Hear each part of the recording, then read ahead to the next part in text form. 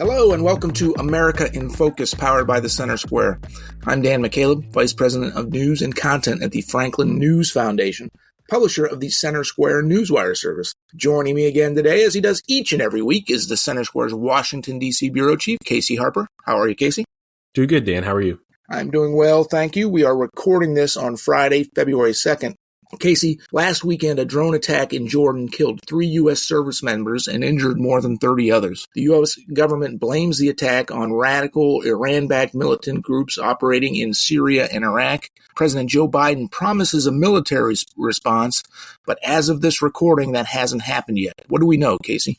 Yeah, I mean, this is a fast-moving issue. There are a lot of moving parts and kind of a fog of war thing going on right now. But as you said, we have a few key data points. We have dead or wounded U.S. service members. We have the president of the United States saying he knows who did it and that those militants are backed by Iran. We have Biden saying he is going to retaliate. And even the latest news is it seems that a sustained bombing campaign on key targets, probably, this is me speculating a little bit, probably in Yemen, probably in Jordan, I think probably not in Iran. And that's the key there. Now, I could be wrong, and who really knows? As I said, it's changing, and it could change tomorrow. But the president has made clear he is going to respond on this. The Middle East is more chaotic and closer to a regional war than it has been in many years. Probably even more so maybe than we were in Afghanistan, just because of the powder keg that is Israel and Palestine, right? So you have the Israel and Palestine conflict going on, which we can talk more about. You have the Houthis in Yemen who are, firing on U.S., in the U.S. Navy. They're firing on any ships that come through. And you have, you have all the billions of dollars of shipping because of that going around the southern tip of Africa, like the old days, really, Dan, before the Suez Canal. And then you have this drone strike that came in from these Iranian-backed militants.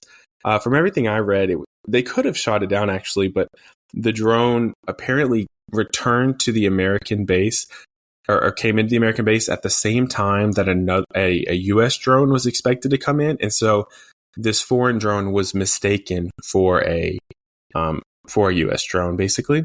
And that's how it was able to get in and do the damage it did. So, those are like the basic facts. I think the question is, what are the specifics of this strike look like? And does it cross some kind of line for Iran?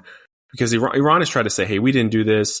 The militants who are responsible have stopped bombing, stopped attacking U.S. ships, at least temporarily, which is a sign to me, I think, that Iran said, hey, what are you guys doing? Stop it. We need to back off. The U.S. is a little too upset. So I don't think Iran necessarily wants this war with the U.S., so that is speculation. I think they probably want war with Israel, and that's what it would come down to if we didn't get in some big regional conflict. The fact that 3 U.S. soldiers are dead and more than 30 others injured, it absolutely warrants some sort of response. The U.S. would look weak if it does not respond with some sort of a military operation. But as you said, complicating this entire thing is the already high tensions in the Mideast over the Israeli war in Palestine, in Gaza, with the terrorist group Hamas. The high tensions, of course, you've got the Russia-Ukrainian war ongoing out that way. But if President Biden doesn't have an actual military response, which we expect there will be, the U.S. would just look weak. But if it's an over response, does that bring Iran into a war situation over there? So it's definitely very untenable. But what do you expect? Do you expect it to? Could it be this weekend? I think it's going to happen I think it's probably going to happen, in the coming days. I don't think we're going to be waiting weeks for this. And what you said is right, which is if it's too little, it's too weak. And if it's too much, it could spark regional war. The problem is who defines what is the just right approach. Even within the U.S., Senate, there's a wide range. You had U.S. senators calling for direct strikes on Iran itself. And Iran's made really clear that, that's not okay, obviously. And but if you do too little, you look weak. But what is determined as too little? It varies even within the U.S. And then setting aside our own United States standards, we have to kind of put ourselves in the shoes of Iran and say, what are they going to interpret as crossing a red line for them. And that's really hard to know. I mean, there are, a lot of experts in the White House and the State Department and elsewhere that think a lot about these things. And they would probably have, answers with varying degrees of nuance. So I think that at the least, you're probably going to see strikes on these militant groups that are either loosely or closely connected to Iran. And that's what really complicates this. These are not explicitly Iranian soldiers wearing Iranian uniforms who are doing these things. But Iran has this network of militants, of terrorist linked groups all throughout the Middle East. Iran was even blamed by proxy for the attack that happened to Israel through Gaza because they do have relationships and even provide funding to some of these kinds of militants. And so Iran is, a state sponsor of all kinds of terrorism in its region. And so it makes sense to blame them. But at the same time, they're not wearing Iranian uniforms. This is not traditional, conventional warfare in that way. So it just complicates things. So Biden can just hit these militants who are not explicitly Iranian, but are Iranian backed. But the problem is they're loosely organized. They're spread out all over the place. It's going to take time to get them all. Because they're intermingled with civilian populations, they're similar.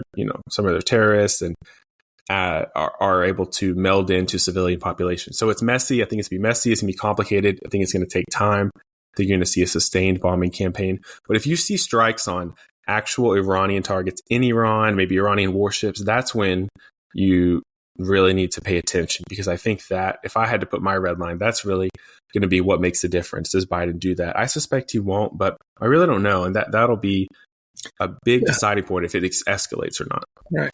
And I wonder if the fact that this is a presidential election year, Biden is lagging behind Trump in most polls. His approval rating has been underwater pretty much since his first year in office. You would hope politics wouldn't get involved in a decision as big as this one is, but you have to wonder if that plays any kind of role in the decision. Casey, we're almost out of time. Closing thoughts. Yeah, I mean, war in the Middle East, gas prices that will rise. I mean, that's a natural effect. It's crazy that we didn't even have time to talk about the Ukraine-Russia war, which when it started was all we talked about, right? So we don't have enough time in this episode or this segment to talk about all the different conflicts and wars, and that is of course tragic and most importantly difficult for the global stage. But yeah, it's not a good look for Biden, who is already overwhelmed at the border, seemingly overwhelmed overseas.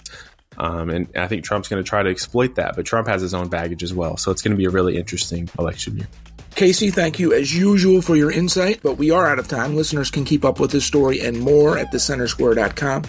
For Casey Harper, I'm Dan McCaleb. Please subscribe. Thank you for listening.